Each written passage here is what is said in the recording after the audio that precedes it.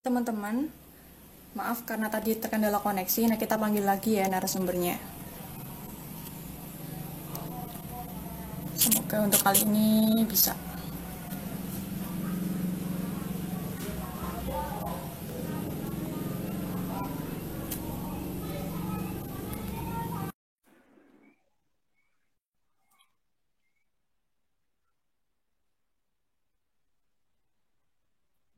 Alhamdulillah, udah bisa. Alhamdulillah. Akhirnya bisa terhubung ya Allah. Oke, Setelah tadi drama. setelah drama, oh ternyata nontonnya masih belum bergabung. Kita tunggu aja sambil menunggu teman-teman buat bergabung ya. Nah, Oke. oke, selamat halo Marel, Miss Marel. Apa kabar? Halo. Iya, baik Parmanita. Oke, Aku panggilnya apa biar enak? Parmanita Hesti Puspiteri ini panjang banget. apa ya enaknya ya Nita aja deh wes. Oke. Sama apa? Siap. Oke. Nah, Maaf loh oke. ini loh masih pakai seragam. Wes dedikasi tinggi untuk pendidikan Indonesia ya. Halo cara. Amin, insya Allah. Heeh. Oke, perkenalan dulu ya. Nah, Teacher Talk itu adalah salah satu segmen dari Teacher Academy Indonesia dan segmen ini yaitu untuk membahas tentang isu pendidikan dengan praktisi dan juga akademisi yang expert di bidang pendidikan. Nah, untuk Teacher Talk episode kedua ini kita bakal bahas tentang pendidikan di tengah pandemi. Nah, gimana sih caranya supaya tetap bisa mengajar kreatif dan supaya siswa itu tidak stres belajar dari rumah. Nah, untuk Teacher Talk episode 2 kali ini kita bakal mengundang narasumber keren. Ya, ini dia. Marelia Prihatna Kusuma Wardini. Nah, Bu Marel ini adalah salah satu guru di SDN 3 Karangasem Batang dan juga Founder Bhinneka Foundation. Dan beliau sekarang sedang sibuk mengajar. Di kelas berapa Bu Marel mengajarnya? Ya, Alhamdulillah. Dan apa ya, subhanallah banget. Alhamdulillah wa innalillah. Karena ngajarnya kali ini kelas di ujung tanduk. Coba tebak kelas di ujung tanduk itu kelas berapa? Kelas di ujung tanduk itu kalau nggak kelas 1 ya kelas 6. Dua kelas itu. Iya, ya kelas Berarti, 6. oke. Nah, oh iya Bu Maren, nanti Teacher Academy izin untuk menyimpan video ini untuk ditampilkan di IGTV, Facebook, dan juga YouTube ya. Oke, nggak apa-apa. Dan nanti juga kita bakal buat ringkasannya, jadi teman-teman yang belum bisa nonton, kita buat ringkasannya buat apa namanya orang-orang dan teman-teman semua, guru-guru yang ada di rumah bisa tahu ringkasan dari Teacher Talk episode kedua kali ini. Gitu. Oke, Nanti Kak dipanggil Nita. atau Marel atau siapa nih Kak? Oke, Kak Nita minta tolong suaranya nggak kedengeran. Oh, ya, suaranya nggak kedengeran. Sekarang suaranya kedengeran atau enggak? Kurang keras sedikit. Kurang keras. Oke. Sebentar ya. Ya ini banyak banget loh teman-teman guru ini yang di sini. Luar biasa dan mereka lebih senior dari aku tentunya.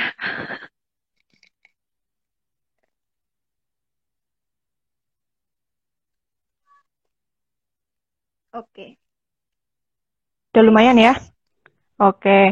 oh, Nah, Teacher Talk episode 2 kali ini kita bakal bahas tentang gimana sih strategi mengajar kreatif di tengah pandemi COVID-19 dan gimana supaya siswa itu tidak stres belajar di rumah. Karena seperti yang kita tahu bahwa 90% kemarin ketika aku baca artikel itu FSGI ketika melakukan survei kepada guru-guru dan 90% itu menggunakan strategi mengajar berbasis teks, yaitu mengirimkan teks kepada siswa dan siswa mengerjakan seperti itu. Berarti intinya belum ada masih sedikit kreativitas dan juga siswa-siswa itu mengeluh kalau mereka itu stres belajar dengan cara seperti itu dan mereka kan pada akhirnya walaupun dulu liburan itu adalah sesuatu yang ditunggu, tapi sekarang masuk sekolah adalah sesuatu yang ditunggu seperti itu. Nah kita mau ngobrol nih sama Kak Marel nih, selaku guru kelas 6 sekolah dasar. Kelas 6 kan berarti udah nggak ada ujian nasional lagi ya Kak ya? Udah agak lega. siapa? mungkin. Insya Tapi Allah. juga deg-degan loh, karena nanti mungkin teman-teman guru kan ini banyak nih yang nonton nih. Nanti bisa kita Heeh. sharing-sharing aja sama teman yang lain ya. Karena yang Mm-mm, mm-mm. nonton ini lebih senior daripada aku. Jadi Oh ya, lebih halo wow yang Pak nonton. Guru, Bu Guru, kita meminta masukannya juga dari mereka gitu. Nah, Oke. pembelajaran udah dimulai ya Kak ya, mulai hari kemarin ya? Oke, kalau untuk pembelajarannya sendiri, di tahun ajaran baru belum mulai 100%, dan Mm-mm. untuk minggu awal itu adalah minggu untuk koordinasi dengan orang tua. Jadi, orang tua kita panggil dulu, nanti kita Mm-mm. berikan pengarahan bagaimana enaknya, karena kan Batang sendiri belum termasuk zona hijau. Jadi, Heeh. pembelajarannya itu harus di-blend antara daring sama yang tatap muka kayak gitu. Jadi nanti kita juga konfirmasi ke orang tua, koordinasi gimana enaknya, mau seperti apa gitu untuk minggu awal. Nah, baru minggu kedua tiganya, khususnya untuk minggu Mm. depan gitu ya, kita mulai kita nanti akan action sesuai dengan hasil koordinasi dengan orang tua kayak gitu. Oke, berarti memblendingkan antara pelajaran luring dan daring ya Kak? Dari, iya Berarti betul. belum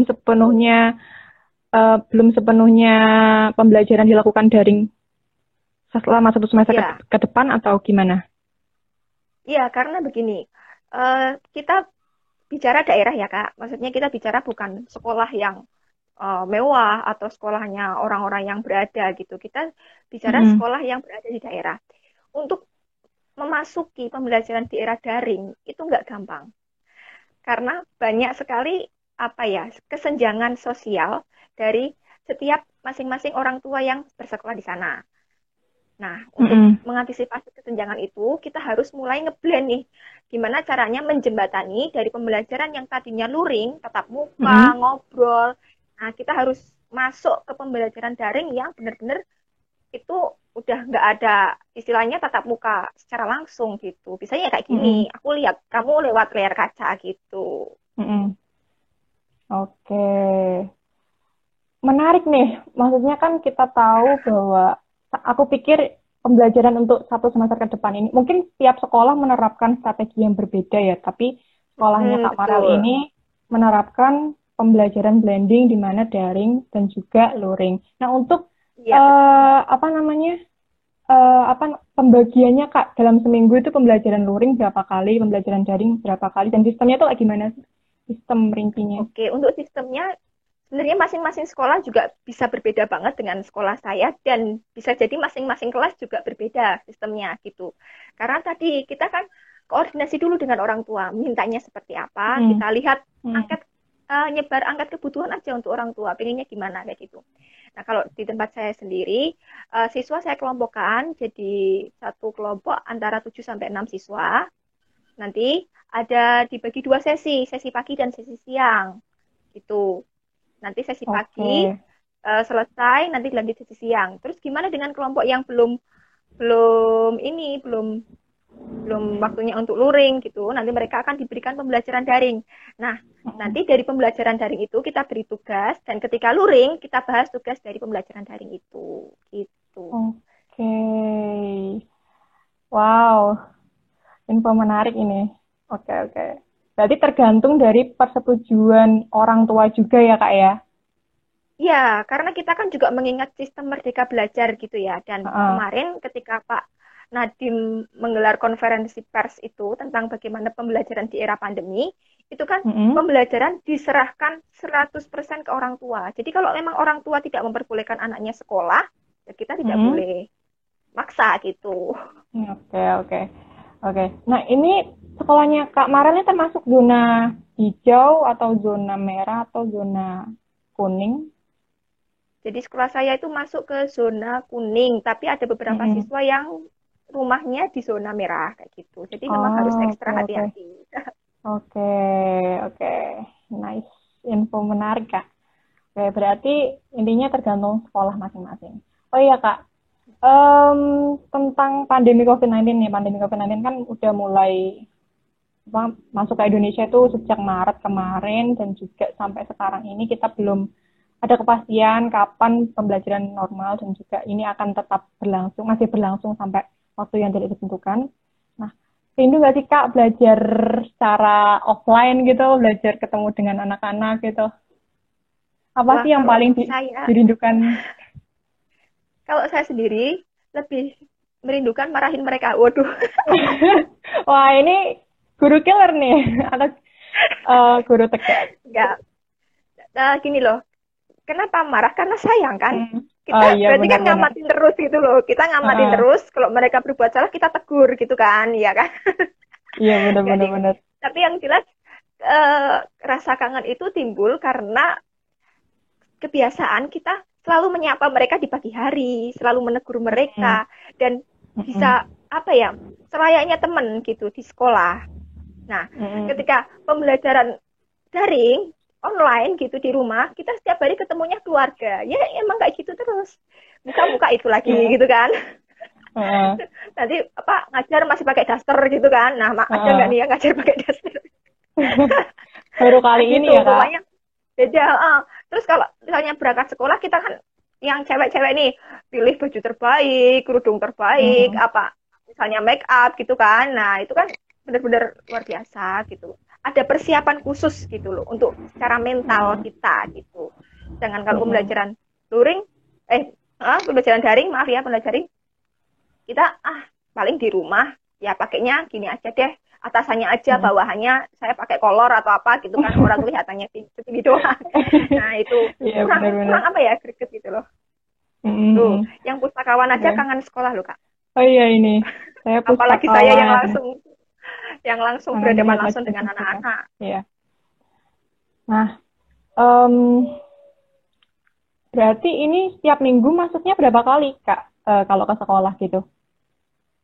Setiap minggu masuknya kalau tempat saya, karena satu minggu itu Hmm. 6 hari, berarti ya tetap Hmm. 6 hari. Cuman kan bedanya Oh, satu kelompok gitu. Jadi satu kelompok 3 hari lah, 3 hari. Satu kelompok 3 hari. satu kelompok 3 hari. Mm-mm.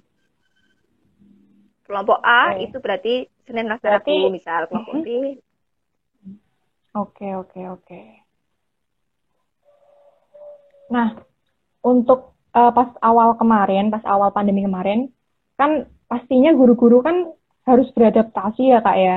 Kaget dong, hah? Pembelajaran daring kayak gimana sih? Pembelajaran jarak jauh kayak gimana sih? Soalnya kan kita waktu kita menempuh pendidikan di bangku kuliah kan nggak pernah ya yang namanya diajarin gimana sih cara mengajar jarak jauh. Nah itu gimana Uh-uh. waktu awal adaptasinya itu Kak? Oke, jujur ya, ini banyak banget yang Mm-mm. kangen sekolah. Waktu pertama kali kita mengetahui ini harus daring, dan itu benar-benar nggak ada celah kita untuk luring sedikit pun. Waktu 3 bulan ke belakang, itu kan benar-benar waktu hitsnya pandemi ini gitu kan. Nah, cara menyiasatinya adalah kita di sekolah, guru itu menggodok materi mana yang memang harus kita terapkan, harus kita ajarkan, materi mana yang paling urgent gitu. Nah, terus Mm-mm. kita ambil materi yang paling urgent yang harus disampaikan ke siswanya. Tapi memang untuk awal agak sedikit istilahnya goyang gitulah ya, nggak dipungkiri. Karena di kuliah mungkin ada ya pembelajaran blended learning gitu ada, tapi cuma teori, prakteknya kita Mm-mm. Mm-mm. nggak pernah gimana Mm-mm. sih untuk membangkitkan semangat meskipun daring gitu kan, kita belum belum bisa kan. Nah, kadang Iya. saya juga ngelihat postingan teman-teman yang lain, saya juga menerapkan sendiri, kita bikin mini games gitu buat anak, karena kan Mm-mm. gadget gawai itu kan mereka deket banget tuh, deket banget, tiap hari mereka pegang HP terus. Dengan apa? Dengan gamesnya tentunya. Akhirnya kita bikin mini games di ini buat mereka, buat pembelajaran daring mereka kayak gitu. Oke, nah menarik nih. Mini game seperti apa sih? Tapi kita simpen dulu itu. Oh ya, oke, kita Oke. Oh iya, mungkin langsung aja kali ya. Nah, mini games itu mini games yang seperti apa sih Kak?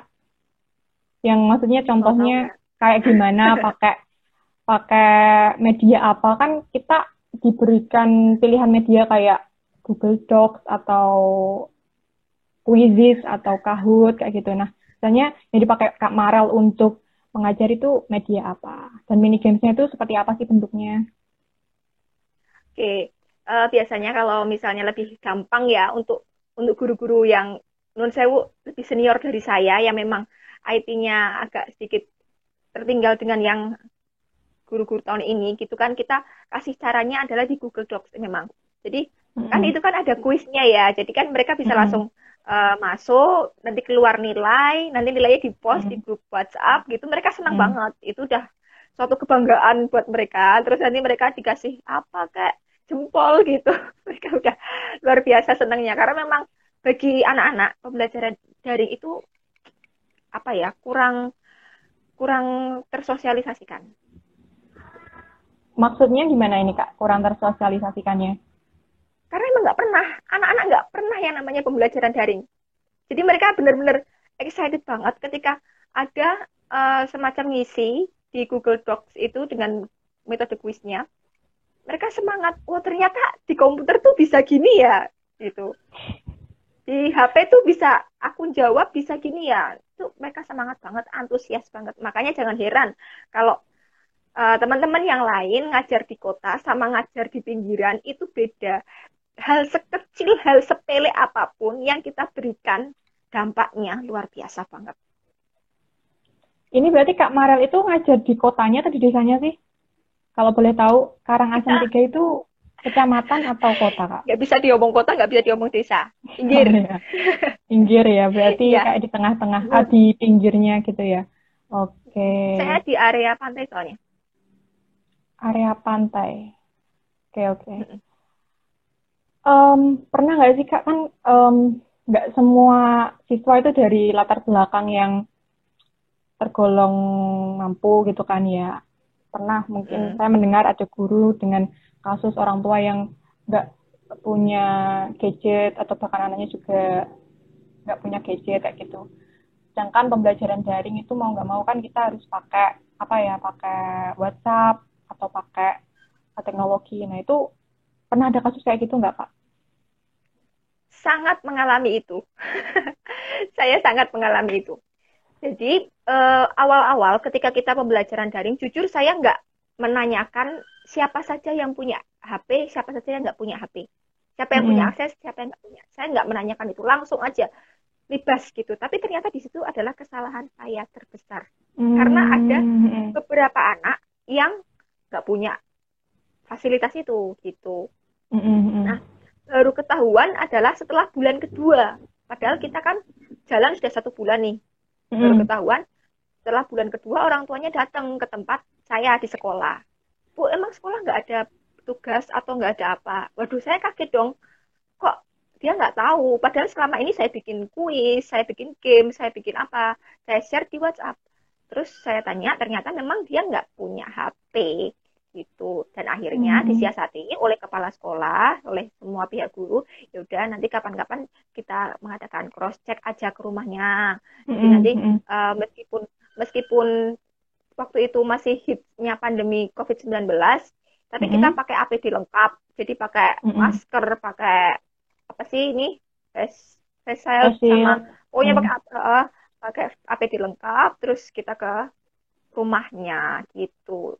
Jadi agak sedikit nakal memang, tapi gimana lagi kita harus melakukan itu karena Iya. kasihan kalau kita nggak bisa apa ya menjangkau orang-orang yang nggak punya Mm-mm. fasilitas kayak gitu. Pasti Mm-mm. semua guru Benar-benar. juga ngalamin. Benar. Heeh. Apalagi yang di desa terpencil ya Kak ya, itu Nah, paling betul, terdampak banget gitu. Nah, betul. ada berapa siswa sih Kak yang tidak memiliki apa namanya media yang mendukung, fasilitas yang mendukung? Jadi 33 mungkin di tempat saya ada ya bisa dihitung jari sih, sedikit sih. Cuman kan ya nggak bilang sedikit ya enggak, banyak yang enggak gitu lah. Adalah pokoknya, jangan disebut. Hmm. Oke, oke. Nah, untuk mensiasatinya Kak, kan apa namanya, emang lebih praktis kalau daring ya. Kalau yang nggak pakai, nggak ada apa namanya perangkat yang mendukung ini, cara mensiasatinya gimana Kak? Nah, Kak itu Marel tadi. datang langsung ke rumahnya. Heeh. Berarti di sana Terus mengajar kan gitu ya, atau di sana kan memberikan buku tugas?